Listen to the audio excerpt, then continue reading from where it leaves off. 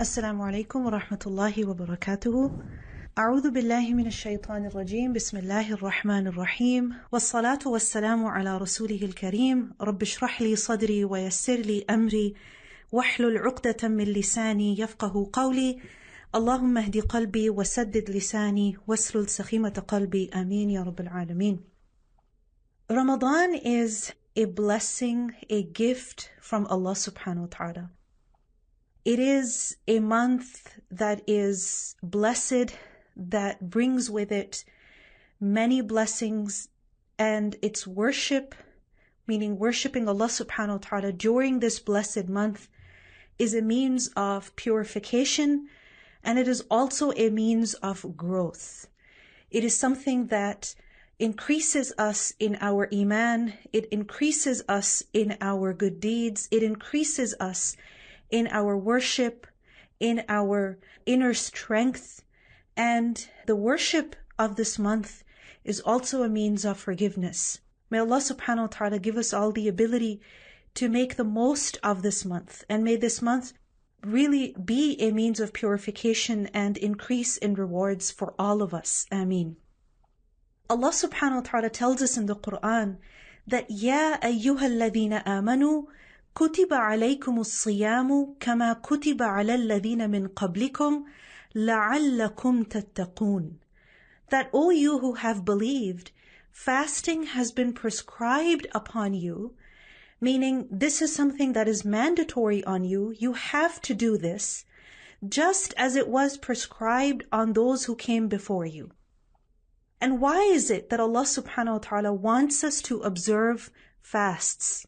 It is لَعَلَّكُمْ تَتَّقُونَ, in order that you may develop taqwa, in order that you may safeguard yourselves, in order that you may be saved.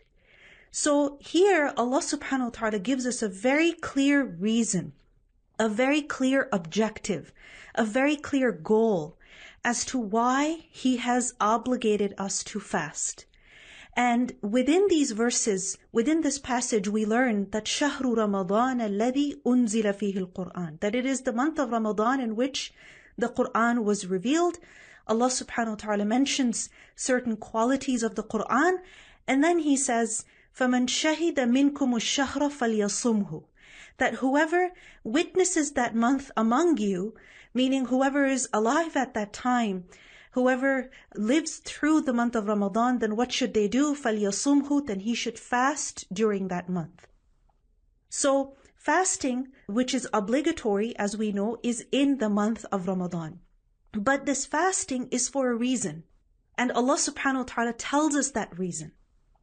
And, if you think about it, a lot of times, especially when it comes to our habits or the rules that we make related to our food consumption, we have certain goals. For example, we want to eat a certain way so that we are healthier, right? People practice intermittent fasting. Why? Because they want to be able to reap certain benefits. So, there's always some reason why you would change your diet, why you would change your eating habits, and why you would observe certain practices in your life. And when it comes to fasting, Allah subhanahu wa ta'ala tells us the goal, the reason, and that reason is لَعَلَّكُمْ تَتَّقُونَ. And this is so powerful, because when we remember the goal, when we have an objective, we are able to work backwards from that. We are able to keep that, in front of us, and that goal becomes a source of motivation for us. And also, it is something that gives us an encouragement as to why we should be doing what we are doing.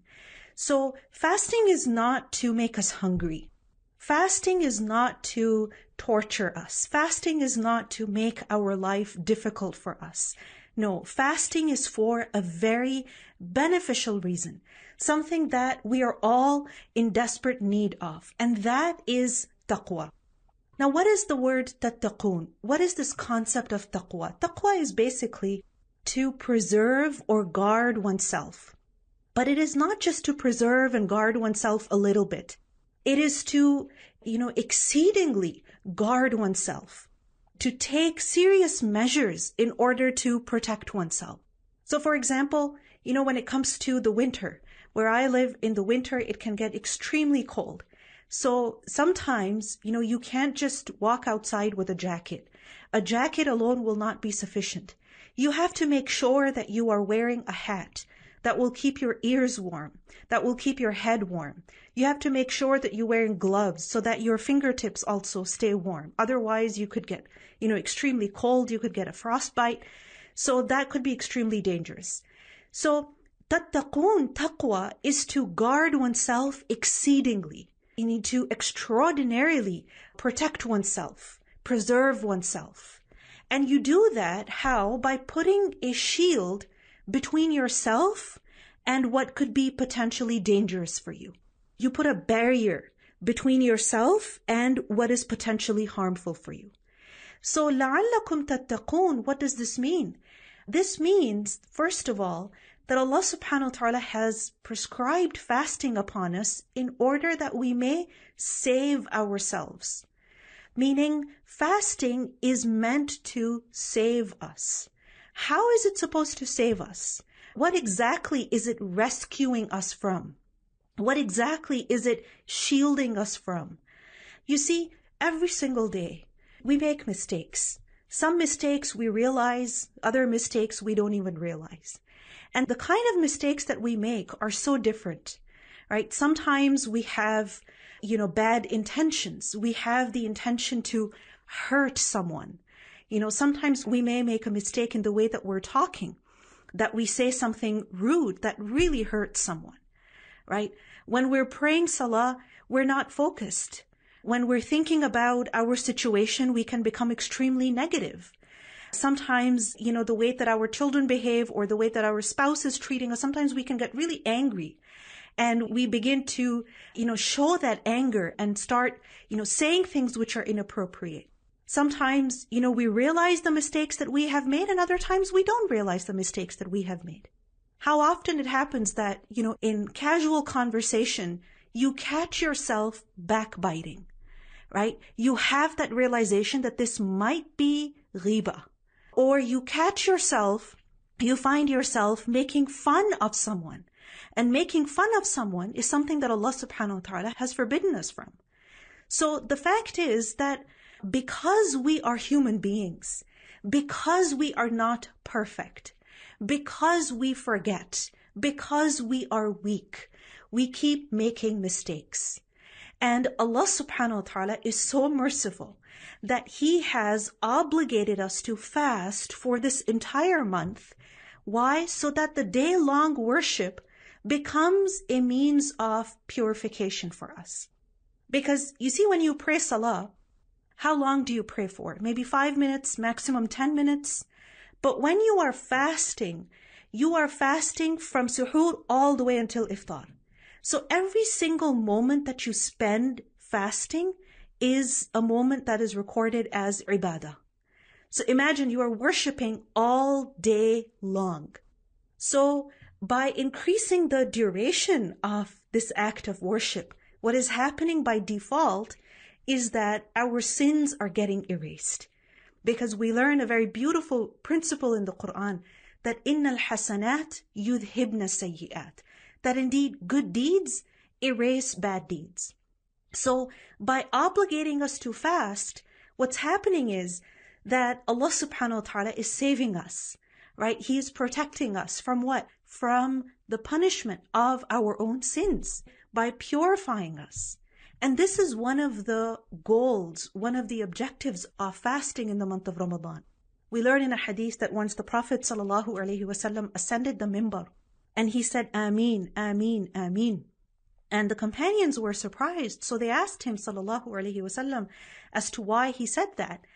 And he explained that Jibreel came to him and Jibreel said that من أدرك شهر رمضان فمات فلم يغفر له فأدخل النار فأبعده الله. That the person who finds the month of Ramadan and he dies without being forgiven and he ends up in hellfire because of the fact that he was not forgiven, because he still had all of his sins with him, then may Allah remove him far away, meaning may Allah curse him. And the Prophet ﷺ said, Ameen. So this shows us that one of the goals of Ramadan is to cause us to be forgiven. And how is it that we can earn forgiveness through the month of Ramadan? Inshallah, we will discuss that. So لَعَلَّكُمْ تَتَّقُونَ first of all means so that you are saved, meaning you are saved from the punishment of your sins. Secondly, لَعَلَّكُمْ تَتَّقُونَ also means that you all guard yourselves, meaning you become more conscious. Why? Because when we are fasting, essentially we're practicing restraint, right? We're constantly controlling ourselves. We're constantly saying no to ourselves. We are very alert in the sense that we are keeping an eye on ourselves. We are monitoring ourselves, right? That can't eat this, can't eat that, can't even drink, right? Even when you are rinsing your mouth when making wudu, you're so careful to make sure that you don't swallow anything by accident. When you're cooking food and you want to, just taste to make sure you put the salt in, and, although it is allowed to just taste the food and then spit out anything that remains in the mouth, again, you're so conscious, you're so careful that you don't want to accidentally swallow anything. So basically, while you're fasting, you are monitoring yourself. You are keeping a check on yourself. And you are keeping a check on yourself in private and in public, whether you are in front of people or you are alone at home. So what happens is that through fasting, you become more conscious, you become more alert. You develop the habit of self-monitoring, observing your behaviors, observing your actions, and then controlling yourself. And this is something extremely important, for self-awareness. A lot of times when people go for therapy for their, mental health issues, a lot of times, the therapist begins with telling the patient to self-monitor certain behaviors and certain, patterns of self-talk, because the first step towards healing is to become self-aware, right? The first step towards improvement is that you are able to recognize yourself. So fasting helps us be more alert and be more conscious. And that is essential for being able to avoid sins. And then thirdly, لَعَلَّكُمْ تَتَّقُونَ also means that you become more righteous. You become more pious. Why? Because while you're fasting, of course, you're not going to be able to eat and drink, and you know that it's the month of Ramadan, you should be doing good things. So the kind of things that you don't do in general, right, the kind of good deeds that you tend to delay throughout the year, in the month of Ramadan, you become more consistent. Like, for example, for a lot of people, reciting Quran every single day is a struggle. But in the month of Ramadan, they have that motivation that, let me recite a little bit. Let me recite a little bit more. I have to recite the entire Quran once, at least. Or I have to do it 3 times, 5 times. Or at least I should be able to recite half of it. Right? Whatever your goal is. And likewise, when it comes to, giving sadaqah, giving charity, we know that we should be giving it. But throughout the year, we kind of become lazy. But in the month of Ramadan, because we are more eager to earn rewards from Allah subhanahu wa ta'ala, we develop the habit of giving charity. So the month of Ramadan, fasting in the month of Ramadan, this is for our own benefit. Allah subhanahu wa ta'ala protects us from the consequences of our sins. Through the exercise of fasting, we become more self-aware. We develop the habit of self-monitoring. And also we develop good habits. We develop the ability to worship Allah subhanahu wa ta'ala more. So, لَعَلَّكُمْ تَتَّقُونَ, this is the goal. This is the benefit. This is the purpose. Now, when it comes to taqwa, that لَعَلَّكُمْ تَتَّقُونَ, so that you develop taqwa, you become more conscious, you safeguard yourselves, you become more pious. Now, this is something that is essential for all of us. Taqwa is not just for people who are very righteous, people who are from very religious families, or people who, have memorized the entire Quran. Taqwa is essential for every single one of us. We learn in the Quran, Allah subhanahu wa ta'ala says, وَلَقَدْ وَصَّيْنَا الَّذِينَ أُوتُوا الْكِتَابَ مِنْ قَبْلِكُمْ وَإِيَّاكُمْ أَنِ اتَّقُوا اللَّهِ. that certainly we instructed the people who came before you, the people of the book before you, and we have also instructed you that all of you should observe taqwa of Allah. All of you should be more conscious of Allah.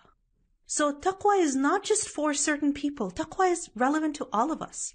Every single one of us can become better at self-monitoring, at thinking about Allah subhanahu wa ta'ala more, right? At striving to earn the rewards of Allah and striving to stay away from disobedience to Allah. So this is something that, is relevant to every single one of us.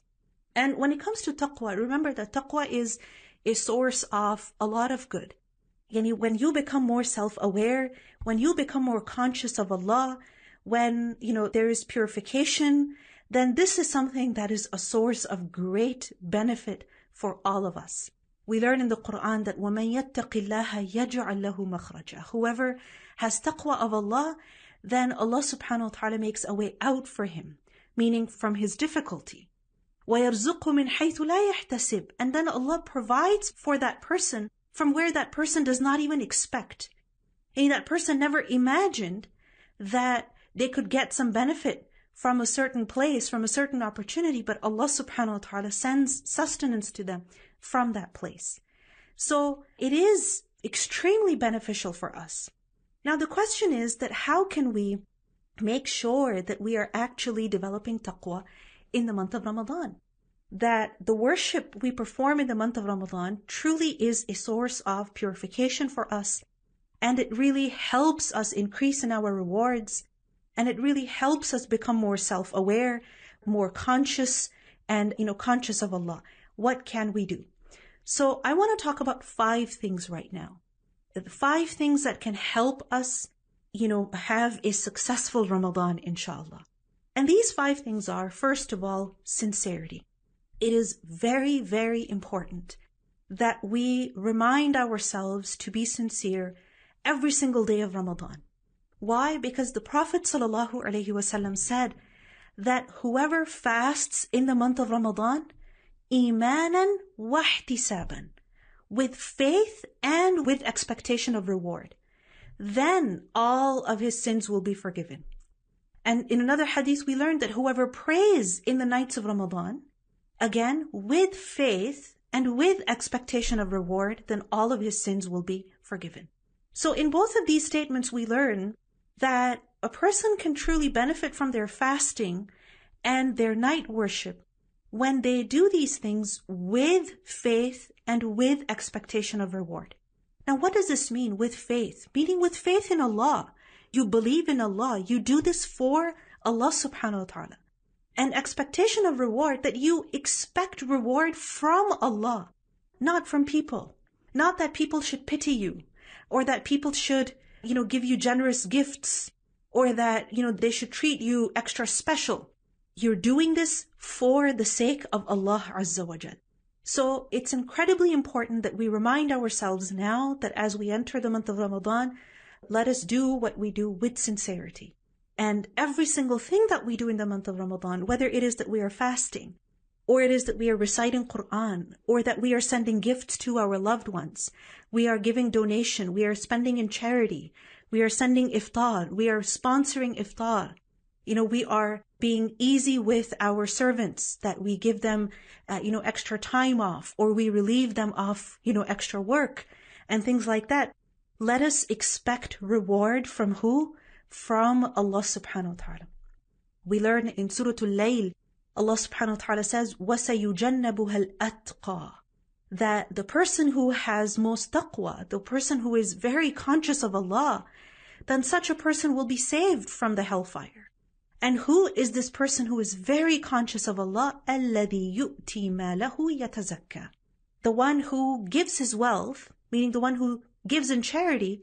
Why? To purify himself.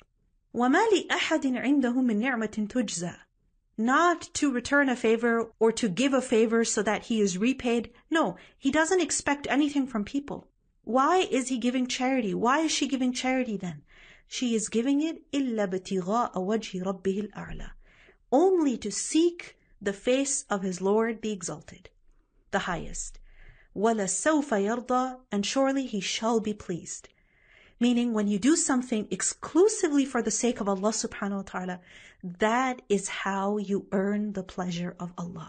But when our intention is corrupt, and how do we know that our intention is corrupt? That we are expecting praise from people. We are expecting some kind of, reciprocation from people, some kind of acknowledgement from people. Or we want to make sure that they recognize our effort in one way or another by sending a thank you message, right? And things like that. Then this shows that the intention was a little problematic. So in the month of Ramadan, whatever we are doing, let us make sure that we're doing it for the sake of Allah subhanahu wa ta'ala. And to help yourself, remember this, you can write these two words for yourself, imanan wa ihtisaban. Right? You can write these words down for yourself and maybe, put them in front of your desk, wherever that you spend a lot of time, maybe on the refrigerator, right? Maybe on your phone as a screensaver, something. Why? So that you remember that this is for the sake of Allah subhanahu wa ta'ala. Imanan wa ihtisaban. The second thing that we can do, inshallah, to really reap the benefits of the month of Ramadan, to make sure that we are able to develop taqwa, the month of Ramadan is a source of purification for us. We truly do become more conscious, is that we should increase in our worship. The month of Ramadan is not just about fasting, right? Fasting is the bare minimum. And what I mean by that is that your goal should not just be to somehow survive until you can eat again. So you wake up, you eat, you pray, you sleep. And then you wake up, you pray, you just lie down. You pray, and then you get up again, you pray, and then you just laze around, right? You just spend several hours on your phone, or that you watch something, maybe you go out, shopping, whatever, and you do chores around the house to kind of kill time until you can eat again. Fasting is a bare minimum. What we need to do is that while we are fasting, we should also increase in other acts of worship. Allah subhanahu wa ta'ala tells us in the Quran that Ya ayyuhan nasu u'budu rabbakum alladhi khalaqakum walladhina min qablikum la'allakum tattaqun. That, O people, worship your Lord, who has created you and who also created the people before you.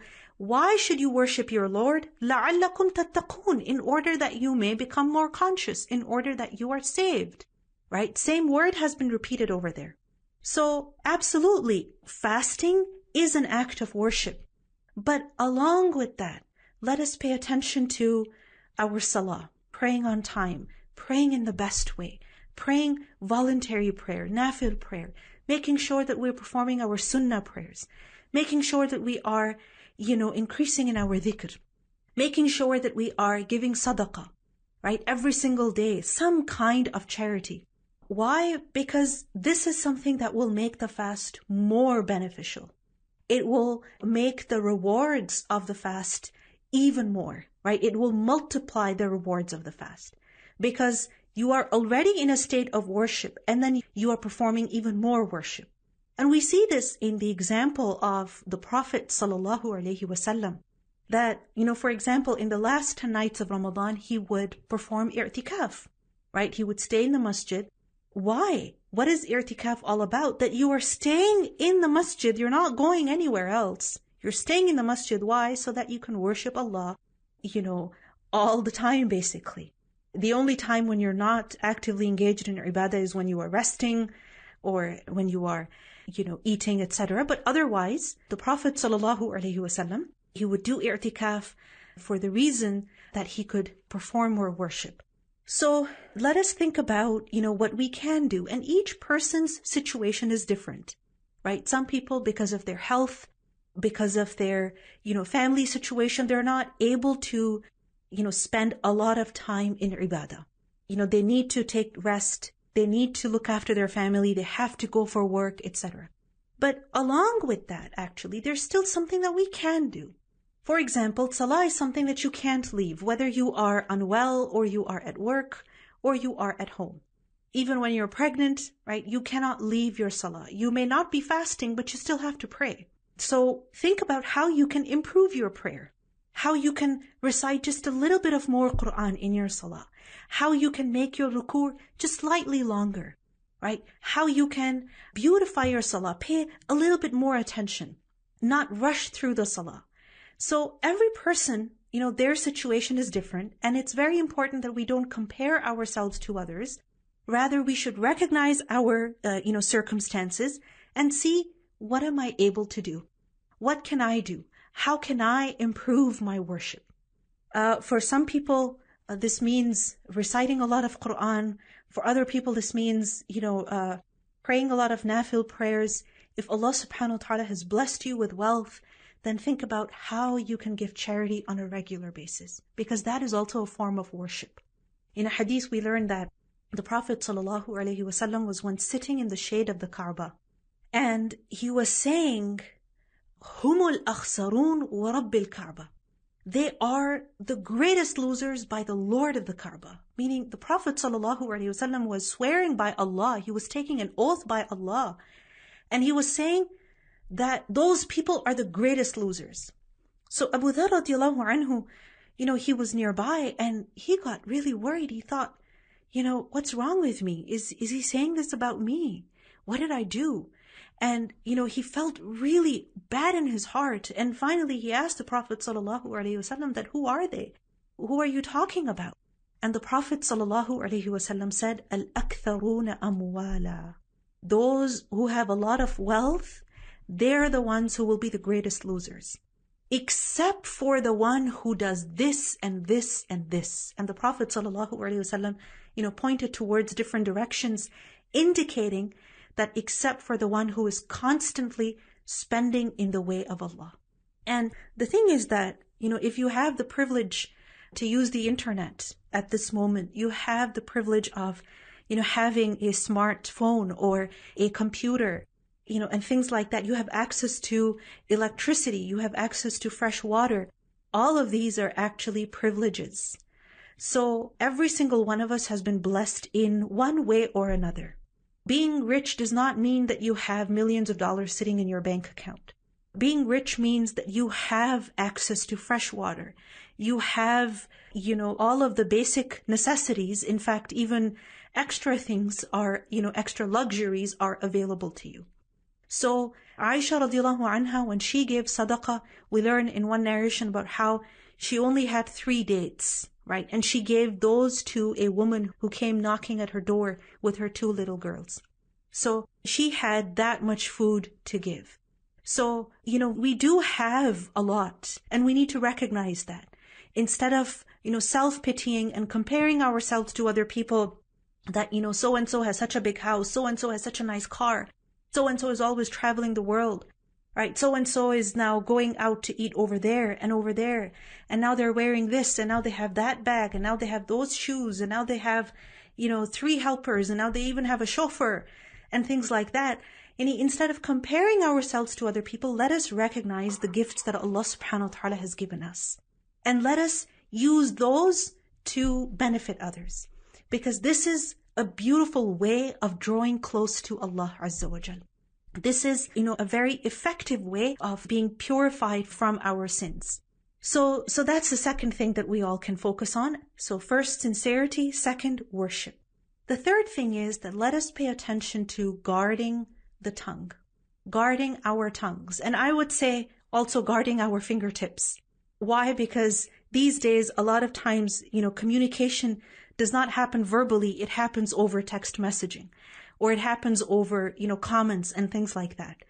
So let us pay attention to what we are saying, how we are talking, what we are expressing with our tongues and with our hands, verbally or in writing.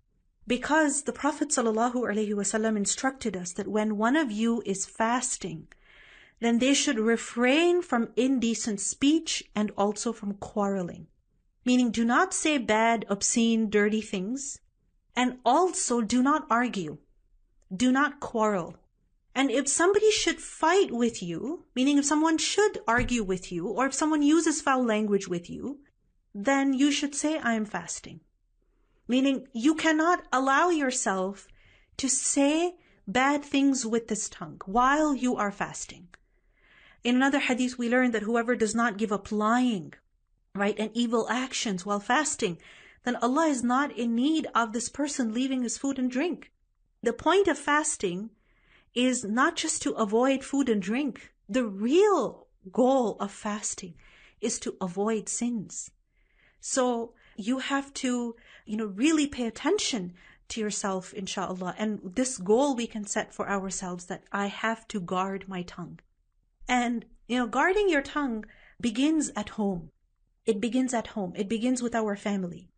Because we feel so comfortable with our family members, our siblings, our children, our spouse, that we don't feel bad saying certain things, making fun of them, yelling at them, insulting them, criticizing them, and things like that. So guarding the tongue begins at home. So make sure that you don't use this tongue to hurt people, to offend them, to annoy them, and things like that. And we can only do that when our tongue is busy in doing good things. For example, if you have spent 30 minutes reciting the Quran, then you will not have the strength to argue with someone. You're going to be a little tired. If you have a goal that I have to complete the recitation of 2 ajza today, then again, you're not going to have, time to waste on your phone or just talk to people, randomly. You have a goal that you want to complete, a certain dhikr before sunset, before iftar. So you're going to be busy with that, and you're not going to be able to criticize your family over every little thing. You're not going to be able to scold everyone. So the way that we guard our tongue when we're fasting is by keeping our tongue occupied with something more meaningful, with what is more beneficial, and that is the recitation of the Quran, the dhikr of Allah, etc. The fourth thing is that spend more time with the Book of Allah. Spend more time with the Quran. Why? Because the month of Ramadan is the month when Allah subhanahu wa ta'ala revealed the Quran. And this is what makes Ramadan special. This is what makes Ramadan different from the rest of the months. In fact, we learn in a hadith that all of the previous scriptures also, the previous books also, like the Zabur, the Injil, they were also revealed in the month of Ramadan. So we could have been instructed to fast any other time of the year, but Allah subhanahu wa ta'ala chose the month of Ramadan for a reason. So we're supposed to spend time with the Quran in the month of Ramadan. And when we look at the way of the Prophet sallallahu alaihi wasallam, we learn that in the nights of Ramadan, he would perform qiyam. And he encouraged us to perform qiyam. And in qiyam, essentially what we're doing is we're reciting the Quran, or we are listening to it. The Prophet ﷺ would review the Quran with Jibreel every single month of Ramadan. So spend more time with the Book of Allah. So spending more time with the Quran in the month of Ramadan means that, yes, we are reciting it, we are listening to it, we are also, reviewing it. If you have memorized a certain portion of the Quran, Ramadan is an excellent time to review what you have memorized. Likewise, you can also spend more time with the Quran by reflecting on its meaning, by listening to a lecture in which, for example, the verses of the Quran are being explained. Because the Quran is supposed to be acted upon, right? It is supposed to be followed. The Quran is supposed to be guidance. And the only way that we can, follow the Quran is if we understand it. The only way that the Quran can be a source of healing for us and, changing our behavior is that we understand and remember what the Quran is telling us. So you may know the meaning of the Quran, you may have even memorized it, but you may forget its teachings at a certain time, because as human beings, we forget. So, there's so many programs that are offered by so many organizations, especially in the month of Ramadan, where you get an opportunity to listen to the meaning of the Quran, or at least reflect over some verses of the Quran. So make sure that you sign up for something. Why? Because that will help you connect with the Quran every single day. Allah subhanahu wa ta'ala tells us that ذَلِكَ الْكِتَابُ لَا رَيْبَ فِيهِ هُدًى لِلْمُتَّقِينَ, that this Quran is a guidance for those people who have taqwa. So if we want to increase in taqwa, then we have to spend time with the Book of Allah, inshallah. We have to increase our connection with the Quran. The last thing I want to talk about is dua. That in the month of Ramadan, we should especially be making dua in order to benefit from the fruits of this month. Meaning we should increase in calling upon Allah subhanahu wa ta'ala. Within the verses that talk about fasting and Ramadan, Allah subhanahu wa ta'ala also tells us that we should make dua to Him, right? That we should call upon Him. We should ask Him. And we learn in Hadith also that the person who is fasting, when they break their fast and they call upon Allah at that time, that dua is accepted. We also learn that, in the month of Ramadan, we are encouraged to worship Allah subhanahu wa ta'ala in the night. And we learn that in the night, there is a special time when Allah subhanahu wa ta'ala calls us, right? That who is there who will call upon me so that I will answer him? Who will ask me for something so that I will give him? Who will seek forgiveness from me so that I will forgive him? So, we're up at night anyway. We have to break our fast anyway. So these are special moments, special times when we should be calling upon Allah subhanahu wa ta'ala, asking Allah, Ya Allah, purify me. Ya Allah, forgive me for my sins. And any deficiencies that you recognize in yourself, any problems that you identify, in your character, in the way that you talk, in your relationships, in, the way that maybe you harbor grudges in your heart, or, we recognize our faults, we recognize our weaknesses. And sometimes because of those weaknesses, we tend to hate ourselves. So instead of, being angry with ourselves and being harsh with ourselves, let us channel that energy into calling upon Allah subhanahu wa ta'ala. That, Ya Allah, you help me become better. You forgive my sins. You purify me. Right? One of the du'as that we can make is, Allahumma ati nafsi taqwaha. That, oh Allah, give my soul its taqwa. Grant my soul the taqwa, the consciousness that it needs. Allow me to shield myself from doing what displeases you. Allahumma ati nafsi taqwaha wa zakkiha. And oh my Lord, purify my soul.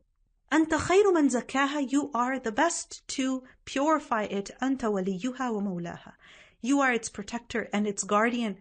I entirely depend on you. So Ya Allah, you help me. So this is an excellent time to make dua, to ask Allah subhanahu wa ta'ala to make us better human beings, to make us better worshippers, and to forgive us for all our shortcomings. Ameen. So these are the 5 things that I wanted to talk about. Inshallah, I can conclude over here. Barakallahu feekum. Assalamu alaikum wa rahmatullahi wa barakatuh. Wa alaikum assalam wa rahmatullahi wa barakatuh. Tata, we have some questions regarding Ramadan. The first question is, what is the ruling if a person could not wake up for Sahri? Okay, so the thing is that the fasting of Ramadan is an obligation. It's not an option. So if you end up missing your suhoor, then you still have to fast, right? If there's a few minutes left, for example, you wake up 3-4 minutes before the fast begins, then you can eat something quickly, you can drink some water, etc. But if, let's say, you wake up 10 minutes after, Fajr began, then the time's up, right? You can't eat anymore. However, you still have to fast. And it may be hard, but hopefully, inshallah, that should encourage you to become more careful and to wake up on time so that you can eat. Now, the thing is that for some people, if they're fasting like that, I remember in the summer when we had to fast here in Canada, sometimes the fast would be like 18 hours. And in certain places, it's even longer. So, if it happens one day, okay. If it happens like 3-4 days in a row, then, and a person is about to fall unconscious, things like that, then if their health is really getting affected, then of course they can break their fast. But don't, refrain from fasting just because you missed your suhoor. Begin the fast and ask Allah subhanahu wa ta'ala to help you. And with the help of Allah, inshallah, you'll be able to complete the fast. If, however, you are falling ill, there's a, serious concern about your health, your well-being, then in that case, you can break your fast. But don't break your fast just because you're feeling tired or you've got a headache. Go lie down, take some rest, take a nap, help yourself in one way or another to make sure that you complete your fast. And if it's a serious health concern, then in that case, you can break the fast and then make up the fast after Ramadan, inshallah. Jazakumullahu khair, sister. Now we have next question. What are the recommended Tarawih namaz? Is it to 8 or is it 20? Okay, so we learn in, Aisha radiallahu anha reported that in the month of Ramadan and also otherwise, throughout the year, the Prophet sallallahu alaihi wasallam would pray 8 rak'at in Qiyamul Layl, meaning in the night worship, he would perform 8 rak'at. So 2, 2, 2, 2. All right, and then he would perform the witr. So this was his habit in Ramadan and also outside of Ramadan. So, it's easy, it's doable, it's practical. For some people, just the thought of 20 rak'at is intimidating for them. It's a bit frightening for them. They wonder, how am I going to do this? And the 8 rak'at, the Prophet ﷺ used to do it, so it's easy to do it. But if, for example, you have, you're going, especially in a masjid, they will do 20 rak'at in many masajid. Why? Because 20 rak'at helps, people come anytime within that window and get at least 8 rak'at in. So for example, if someone comes in late, then they're not going to miss a lot. They will still be able to pray something. If someone has to leave early, again, they will be able to pray something. So in 20 rak'at, there is convenience, absolutely. If you're praying on your own, 8 should be the minimum. And of course, if you're not able to do 8 at all, you're really tired, then at least get 2 or 4 in.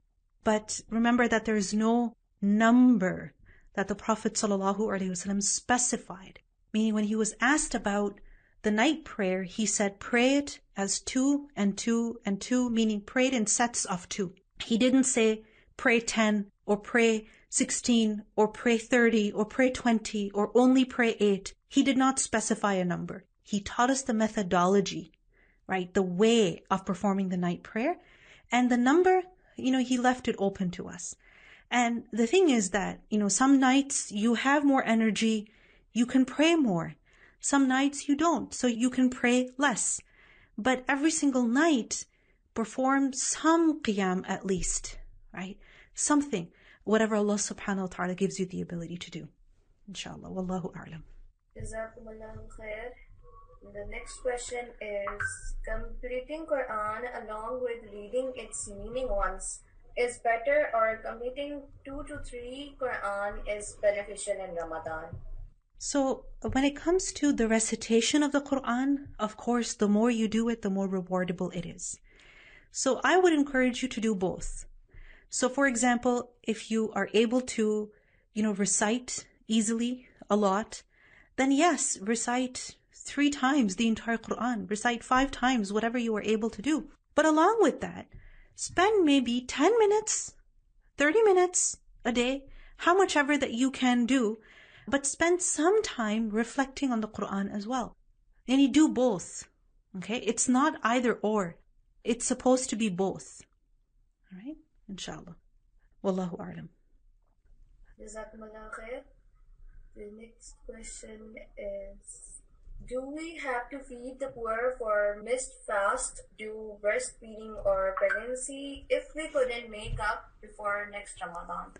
So there's a difference of opinion in regard to this matter. Basically, the thing is that people who are not able to fast because of a temporary condition. A temporary condition is what? Like, for example, pregnancy, right? It's not an illness. It's not old age because of which you're not able to fast. It's a temporary condition because of which you're not able to fast. And in that case, you're supposed to make up the fasts. All right? You're supposed to make up the fasts. Now, there's a difference of opinion. Some say that, only if a woman is able to make up those fasts, yes. And others say that, no, a woman who is pregnant, who misses her fasts because of pregnancy, some Sahaba actually said that she does not have to make up the fasts. So there is a difference of opinion, and I want you to recognize that. As a woman, someone who has children, and after researching this issue, also after consulting several scholars about this, what I have come to understand is that you make up the fasts before the next Ramadan. And if you're not able to make up the fasts before the next Ramadan, then you try to make them up the following year. But sometimes for some women, what happens is that one year they're pregnant, right? And they're not able to fast because they have extreme morning sickness, weakness, etc. They're not able to fast. So one Ramadan, 30 days goes like that. Next Ramadan, what happens is that they're nursing. And because they're nursing, they're feeding their baby. Again, they're not able to fast. Maybe they're able to fast a few days, but then, they had their period for 7 to 10 days. And then the other 20 days, they were not able to fast every day because they're nursing, right? So they don't have that much energy. It's affecting their milk supply. It's affecting the health of the child. So now the next Ramadan again, they weren't able to fast. What happens the following Ramadan? They're pregnant again. And then what happens the following Ramadan? They're nursing again. What happens the following Ramadan? They're pregnant again. So by the time you realize that, okay, I really need to do something about this, you have almost 100 fasts to make up. Now, when you have 100 fasts or even more to make up, and then every Ramadan you are not able to fast, for 7 to 10 days because of your cycle, the rest of the year, what are you going to do? Are you going to make up those 7 to 10 fasts from the previous Ramadan, or are you going to be worrying about, making up those 100 missed fasts? So in this situation, it makes sense that the woman simply gives the fidya, right, for those 100 fasts or how many ever that she has. And, later on, whenever she has the capacity, she can make up as many fasts as possible. But she's not required to give fidya every single year. No, you only give the fidya once for all of those fasts, and you make up, the fasts that you missed because of your period. Those fasts you absolutely have to make up. All right. But the fasts that you missed because of pregnancy, because of nursing, if you're able to make up, go ahead. And if you realize that over the years they're just piling up, then give fidya, free yourself, and later in life, whenever Allah subhanahu wa ta'ala gives you the tawfiq, try to fast as much as you can. And I've seen this in many women that, in their younger years, while they're having children, then in that case, they just give the fidya, and later on in life, they're able to fast, mashallah, very regularly, and they, make up as much as they can. May Allah subhanahu wa ta'ala give us all tawfiq. Wallahu a'lam. Jazakumullahu khair. And the next question is it allowed to brush during fasting? Does this breaks the fast? Okay, brushing teeth is something that we should do while fasting. The Prophet ﷺ would, use the siwak a lot while fasting. The issue is the toothpaste. Are you allowed to use the toothpaste? So remember that even when it comes to a siwak, it has a certain flavor. Depending on what type of siwak you're using, it has a flavor. So having some flavor in your mouth does not break your fast, which is why, like I mentioned earlier, you are allowed to taste the food, but having, a taste, having flavor in your mouth does not mean that you start to swallow it now. So what you should do is, just as when you're doing the siwak, you spit it out. Any pieces of the siwak that break down in your mouth, you spit it out. So just like that, if you're using toothpaste, then use very, very little, a tiny amount, like literally a dot. And then make sure that you don't swallow any of it. All right? And then spit it out, rinse it out to the best of your ability. And that is fine, inshallah. Wallahu a'lam. جزاكم الله خيرا كثيرا سبحانك اللهم وبحمدك أشهد أن لا إله إلا أنت أستغفرك وأتوب إليك والسلام عليكم ورحمة الله وبركاته.